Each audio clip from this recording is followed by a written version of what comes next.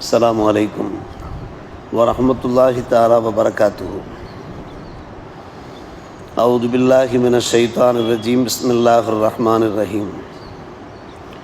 யுஸ்தஹப்புல் வுதூ லில் உமூரில் ஆத்தியா லின்னௌமி அலா தஹாரா இதா ஸ்தைகத மின் நௌம் லில் முதாவமத்தி அலல் வுதூ இலா ஆஹிரில் துரூஸ்.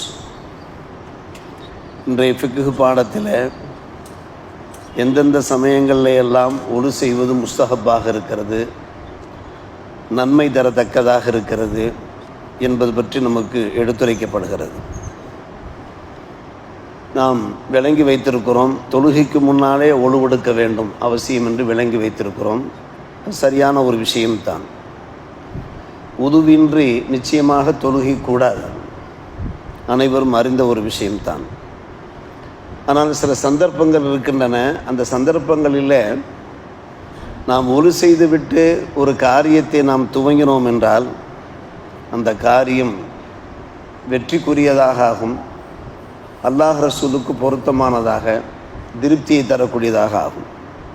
அது என்ன சந்தர்ப்பங்கள் என்பது பற்றி இன்றைய ஃபிக்ஹ் பாடத்தில் நமக்கு எடுத்துரைத்திருக்கிறார்கள். காரணம், ஒழு செய்வது என்பது வெளியே பார்ப்பதற்கு, மேலோட்டமாக பார்ப்பதற்கு சாதாரணமாக தெரியலாம். அதில் ஒரு பக்கம் அங்க சுத்தியும் கிடைக்கிறது, மறுபக்கம் அகச்சுத்தமும் கிடைக்கிறது. புறச்சுத்தம், அகச்சுத்தம். அகச்சுத்தம் என்றால் என்ன? நம்முடைய உள்ளத்தில் ஒரு தெளிவு ஏற்படும், ஒரு உற்சாகம் ஏற்படும், புத்துணர்ச்சி ஏற்படும். மட்டுமல்லாமல் பெருமானார் ரசூலே கரீம் ஸல்லல்லாஹு அலைஹி வஸல்லம் அவர்கள் அறிவித்த பிரகாரம் நம்முடைய பாவங்கள் கழிக்கப்படுகின்றன என்பதை தெரிந்து வைத்திருக்கிறோம். உழுவின் போது ஒவ்வொரு உறுப்பையும் நாம் கருதுகிற போது அந்த உறுப்பு மூலமாக ஏதாவது பாவங்கள் வெளிப்பட்டிருக்குமானால் எல்லா பாவங்களும் மன்னிக்கப்படுகின்றன என்பது பெருமானார் ரசூலே கரீம் ஸல்லல்லாஹு அலைஹி வஸல்லம் நல்வாக்கு. மன்னிக்கப்படுகின்றன என்றால் என்ன அர்த்தம்? அடுத்த அந்த அவயங்கள் மூலமாக பாவங்கள் செய்யாதவாறு அந்த உறுப்புக்கள், அவயங்கள் பாதுகாக்கப்படும் என்பதும் அதனுடைய ஒரு தத்துவமாக இருக்கிறது, ஞானமாக இருக்கிறது. மேலோட்டமாக பார்க்கிற போது அது சாதாரணமாக தெரிந்தாலும் கூட அதில் நிறைய தத்துவங்கள் இருப்பதை பார்க்கிறோம். கொரோனா காலகட்டங்களில் அந்த உதுவினுடைய மகிமை வெளிப்பட்டது. கொரோனா காலகட்டங்களில் நிறைய மாற்று மத அறிஞர்கள் கூட சொன்னார்கள், முஸ்லிம்கள் ஒழுவெடுக்கிறார்களே, வாயை சுத்தம் பண்ணுகிறார்களே, நாசியை சுத்தம் பண்ணுகிறார்களே, ஒவ்வொரு உறுப்புகளையும் அவர்கள் சாதாரணமாக கழுகவில்லை, நன்கு தேய்த்து கழுகிறார்களே, இதில் சுத்தம் இருக்கிறது, சுகாதாரம் இருக்கிறது என்பதை மாற்றுமத அறிஞர்களே போற்றியதை நாம் பார்க்கிறோம். எனவே முஸ்லிம்களாகிய நாம் அந்த உதுவினுடைய மகிமை என்ன என்பதை தெரிந்து கொள்ள நாம் கடமைப்பட்டோம். உதுவிலே ஃபர்தும் இருக்கிறது, வாஜிபும் இருக்கிறது, முஸ்தஹப்புகள் இருக்கின்றன. அந்த முஸ்தஹப்புகள் பற்றி தான் பேசப் போகிறோம். முஸ்தஹப்புகள் என்பது அது கடமை அல்ல, கட்டாயம் அல்ல. ஆனால் அந்த முஸ்தஹப்புகளை நாம் செய்தோம் என்றால் நமக்கு பல்வேறுபட்ட நன்மைகள் கிடைக்கின்றன, பல்வேறுபட்ட வாய்ப்புகள் கிடைக்கின்றன, முன்னேற்றங்கள் கிடைக்கின்றன. அது என்ன? முஸ்தஹப்பான சந்தர்ப்பங்கள் என்ன? ஆம், நாம் உறங்கும்போது ஒழு செய்துவிட்டு உறங்குவது. உறங்கும்போது ஒழு செய்துவிட்டு உறங்குவது நம்பர் 1. அதற்கு பின்பு நாம் உறங்கினோம் என்றால் ஒரு நிம்மதியான தூக்கம் நமக்கு கிடைக்கும். பல பேர் சொல்வார்கள், தூக்கமின்றி நான் தவிக்கின்றேன், தூக்கம் இல்லாமல் நான் சிரமப்படுகிறேன் என்று சொல்வார்கள். அவர்களுக்கெல்லாம் நாம் சொல்வது உண்டு, நீங்கள் ஒழு செய்துவிட்டு, முறையாக ஒழு செய்துவிட்டு துயில் கொள்ளுங்கள். அந்த துயில் இருக்கிறதே உங்களுக்கு மிகவும் அமைதியாக இருக்கும், நல்ல கனவுகள் கூட நமக்கு தென்படும் என்று நாம் அவர்களுக்கு சொல்வது உண்டு. நம்ம 2 தூக்கத்திலிருந்து கண் விழித்தவுடனே ஒழுவெடுத்துக் கொள்வது. சாதாரணமாக தூக்கத்திலிருந்து கண் விழித்தோம் என்றால் பல் துலக்குவோம், முகம் கைகால்களை கழுகி அலம்பிவிட்டு அப்படியே இருந்து விடுமானால் அதை உழுவாக மாற்றிக்கொள்ள வேண்டும். கைகால் முகங்களை எல்லாம் கழுகி உழுவினுடைய உறுப்புக்கள், அந்த 4 உறுப்புக்கள் இருக்கின்றன, அதையெல்லாம் நாம் கழுகி ஓத வேண்டியவற்றை ஓதி பிஸ்மில்லாஹில் அலீம் வல்ஹம்துலில்லாஹி அலா தீனில் இஸ்லாம் என்கின்ற அந்த பிஸ்மில்லாவோட ஸ்டார்ட் பண்ணி இடையிடையே அஷ்ஹது அல்லா இலாஹ இல்லல்லாஹ் சொல்லி உழு முடிஞ்ச கையோடு அல்லாஹு மக்ஃபில்லி தம்பி வசீலி ஃபி தாரி வ பாரிக்லி ஃபி ரிசுக்கி இந்த துவாக்கள் எல்லாம் ஓதினோம் என்றால்தான் அந்த உதுவினுடைய முழு பயன்களும் நமக்கு கிடைக்க வரும். எனவே தூக்கத்திலிருந்து கண் விழித்த மாத்திரத்தில் நாம் முகம் கைகால அலம்புகிறோமே அதை உதுவாக நாம் மாற்றிக்கொள்ள வேண்டும். நம்பர் 3, லில் முதாவமத்தை அலல் உதுவிலேயே எப்போதும் இருக்குமாறு பார்த்து கொள்ள வேண்டும். எல்லா சந்தர்ப்பங்கள்லையுமே பள்ளிவாசலுக்கு வரும்போது மட்டுமல்ல, குடும்ப பணிகளில் ஈடுபடும் போது மட்டுமல்ல, ஆஃபீஸ் பணிகளில் அலுவலக பணிகளில் ஈடுபடும் போதும் கூட ஒவ்வொரு காலகட்டத்திலையும் உதுவோடு நாம் இருந்தோம் என்றால் அதில் ஒரு தனிச்சிறப்பு இருக்கிறது. அப்படி பல நல்லாறுகளை நாம் பார்த்திருக்கிறோம். அத்தோடு உது இருக்கவே மறுபடியும் உது செய்வது நன்மையை கருதி. உதாரணமாக நாம் அசர் தொழுகிறோம், ஒழுவெடுத்த அசர் தொழுகிறோம், உது இருக்கிறது. அதே உதுவினாலே மக்ரிபையும் நாம் நிறைவேற்ற முடியும், இபாதத்து செய்ய முடியும். ஆனால் மறுபடியும் ஒது செய்வது இந்த உது மூலமாக நமக்கு நன்மை கிடைக்கும் என்கின்ற நாட்டத்தோடு நாம் செய்தோம் என்றால் நிச்சயமாக நமக்கு நன்மை கிடைக்கும்.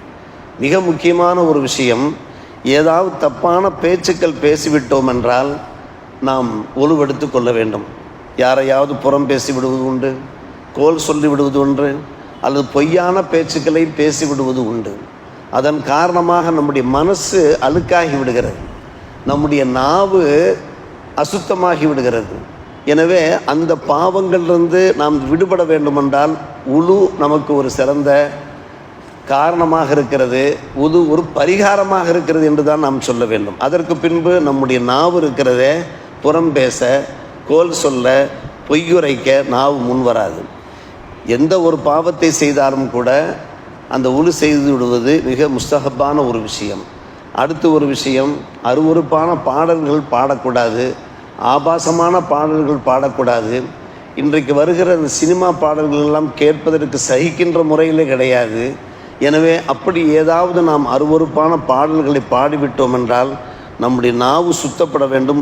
எனவே உடனே உழுவெடுத்து விட வேண்டும். அடுத்து நாம் சப்தமிட்டு சிரிக்கக்கூடாது, கெக்கே என்று நாம் சிரிக்கக்கூடாது. அது நம்முடைய கண்ணியத்தை பாதிக்கும், நம்முடைய கம்பீரத்தை பாதிக்கும். சாதாரணமாக நம்முடைய இதழ்களை விரித்து நாம் சிரித்தோம் என்றால் அதற்கு ஒரு தனி அழகு இருக்கிறது. சில பேர் சிரித்தார்கள் என்றால் சுற்றுமுற்றும் எல்லா பக்கமும் கேட்கும். அந்த சிரிப்பை நாம் உடனடியாக தவிர்த்து கொள்ள வேண்டும். குர்ஆனில் நமக்கு அது கண்டிக்கப்பட்டிருக்கிறது. எனவே நாம் தொழுகைக்கு வெளியே நாம் சிரித்தோம் என்றால் நன்கு கவனிக்க வேண்டும். தொழுகைக்கு வெளியே நாம் சிரித்தோம் என்றால் சிரித்த மாத்திரத்தில் ஒழுவெடுத்து விடுவது நல்லது. தொழுகைக்கு உள்ளே ஒருவர் எதிர்பாராமல் சிரித்து விட்டால் தொழுகையும் சேர்ந்து போய்விடும், ஒழுவும் முறிந்துவிடும், தொழுகையும் முறிந்துவிடும். எனவே மறுபடியும் ஒழு செய்துதான் அடுத்த அந்த தொழுகை நிறைவேற்ற வேண்டும். அது தண்டனை. காரணம், அல்லாஹ்வை தொழும்பது சிரிப்பது எவ்வளவு பெரும் பாவம். எனவே தொழுகைக்கு உள்ளே வெடி சிரிப்பு சிரித்தால் ஒழுவும் முறியும், தொழுகையும் முறியும். தொழுகைக்கு வெளியே வெடி சிரிப்பு சிரித்தால் நாம் மறுபடியும் ஒழு செய்து விடுவது முஸ்தஹப்பாக இருக்கிறது. அடுத்து மையத்தை நாம் குளிப்பாட்டுகிற போது அது ஒரு புனிதமான ஒரு காரியம், நன்மையான காரியம். அந்த பணிகளில் ஈடுபடும் போது நாமும் ஈடுபட்டோம் என்றால், அதே போன்று அந்த மையத்தை சுமந்து வருகிற போது நாமும் சேர்ந்து அந்த சந்தூக்கை நாம் சுமந்து வந்தோம் என்றால் உழுவெடுத்து விடுவது முஸ்தஹப்பாக இருக்கிறது, நன்மை தரும் விஷயமாக இருக்கிறது. நெக்ஸ்ட்டு, நாம் ஒவ்வொரு தொழுகையினுடைய டைம், அந்த வக்துக்குண்டான ஒரு மரியாதை, உழுவெடுப்பது முஸ்தஹப்பு. அடுத்து ஜனாபத்து குளியல், தொடக்கு குளியல், பெரும் தொடக்கு குளியல் குளிக்கிறோமா இல்லையா? இல்லாள்களோடு இணைந்ததற்கு பின்னாலே நாம் குளிப்பது கடமையாக இருக்கிறது. அது ஒவ்வொரு முஸ்லிமிலும் கடமை, அதை சொல்லி எறிய வேண்டிய அவசியம் இல்லை. முஸ்லீம் அல்லாதவர்கள் வேண்டுமானால் ஜனாபத்து குளியல் குளிக்காமல் இருக்கலாம். ஆம், நாம் குளித்தாக வேண்டும். குளிப்பதற்கு முன்னாலே குளிக்கத்தானே போகிறோம், உடம்பெல்லாம் நனைகிறதே என்று நாம் நினைக்காமல் அந்த உதுவுடைய சவாபு கிடைக்க வேண்டும் என்பதற்காண்டி ஒழுவெடுத்து விட்டு ஜனாபத்து குளியல் குளிப்பது மிகவும் நன்மையான ஒரு காரியம். அடுத்து, கோபப்பட்டால் முக்கியமாக நாம் ஒழுவெடுக்க வேண்டும். அப்போதான் அந்த கோபம் ஓரளவுக்கு தனிய வாய்ப்பு இருக்கிறது. சமீபத்தில் கூட ஒரு பையன் ரொம்பவும் கோபப்பட்டு பேசி கொண்டிருந்தார். நீ ஒன்றும் செய்ய வேண்டாம், நேராக செல்லு, ஒழுவெடுக்கிற இடத்துக்கு செல்லு, அங்கே சென்று நீ ஒழுவெடுத்து விட்டு முடிந்தால் என்றக்கா தொழுதுபட்ட இடத்துல வா என்று சொல்லியதற்கு பின்னாடி அவர் அமைதியாகிவிட்டார். அருமை சகோதரர்களே, பெரியோர்களே, அதே போன்றுதான் திலாவத்துல் குர்ஆன் ஷஃபவியா, ஒரு குர்ஆனை நாம் நிறைவு செய்கின்றோம், ஹத்தமு செய்கின்றோம். சில நண்பர்கள் 2 நாட்களுக்கு முன்னாலே நமது ஊர் பெரியார் வந்தார். ஒரு பெரிய நீண்ட லிஸ்ட்டையே கொண்டு வந்தார்.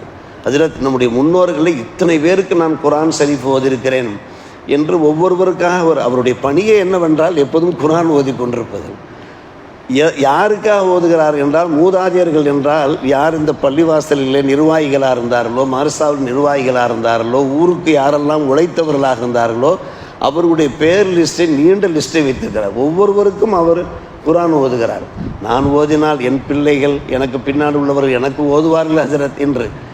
இப்படி ஒரு குர்ஆனை கத்தம் செய்து மறு குர்ஆனை ஓதுகிற போதும் கூட நாம் குர்ஆன் ஷரீஃப் ஓதிவிட்டு, குர்ஆன் ஷரீஃப் ஓதும்போது ஒரு செய்து விட்டு ஓதுவது. ஏற்கனவே உது இருக்கலாம், அந்த உதுவோடவே நாம் இருக்கலாம். இருந்தாலும் மறுபடியும் குர்ஆன் ஓதுகிற போது நாம் என்ன செய்ய வேண்டும்? உருவெடுத்து விட்டு. அதே போல் நல்ல விஷயங்களை பரிமாறிக்கொள்கிற போது, மார்க்க விஷயங்களை, ஹதீஸ் சம்பந்தப்பட்டவை மற்றும் குர்ஆன் தப்சீர் சம்பந்தப்பட்ட விஷயங்கள், இது போன்ற விஷயங்கள் எல்லாம் நாம் பரிமாறிக்கொள்ளும் போதும் கூட உருவெடுப்பது முஸ்தஹப்பான விஷயம். பாங்கு சொல்ல உழு கடமை இல்லாவிட்டாலும் கூட, வாஜிப் இல்லாவிட்டாலும் கூட முஸ்தஹப் பாங்கு சொல்லுவது. பள்ளிவாசலில் தான் பாங்கு சொல்வது என்றல்ல, சில சந்தர்ப்பங்களில் வீடுகளிலையும் கூட பாங்கு சொல்லி தொழுகிறோமா இல்லையா? சற்று தாமதமாகிவிட்டால் அதான் இகாமத்து நாம் சொல்லி நாம் தொழுகிறோமா இல்லையா? ஒழுவெடுத்து விட்டு அதான் சொல்லுவது முஸ்தஹப். இது போன்ற முஸ்தஹப்பான விஷயங்கள் நிறைய இருக்கின்றன. பார்ப்பதற்கு வெளிப்படையில் அது நமக்கு சாதாரணமாக தெரியலாம். நாம் எல்லோருமே கவனத்தில் கொள்ள வேண்டிய விஷயம், எந்த அளவுக்கு ஒழுவெடுக்கிறோமோ அந்த அளவுக்கு உடம்பில் நமக்கு ஒரு புத்துணர்ச்சி ஏற்படும், முகப்பொழிவும் ஏற்படும், முகத்திலே ஒரு அழகும் ஏற்படும். மறுமையிலையும் முஹஜ்ஜலீன்களாக, பிரகாசம் உடையவர்களாக நாம் எழுப்பப்பட வாய்ப்பு இருக்கிறது. எல்லாவற்றுக்கும் மேலாக அதன் மூலம் நம்முடைய பாவங்கள் மன்னிக்கப்படுகின்றனவே. இது போன்ற இந்த நன்மையான காரியங்களை ஈடுபட வல்ல அல்லாஹ் நம்ம எல்லோருக்கும் நல்லொரு புரிவானாக. வாஹிர் தாவானா அல்ஹம்துலில்லாஹி ரப்பில் ஆலமீன்.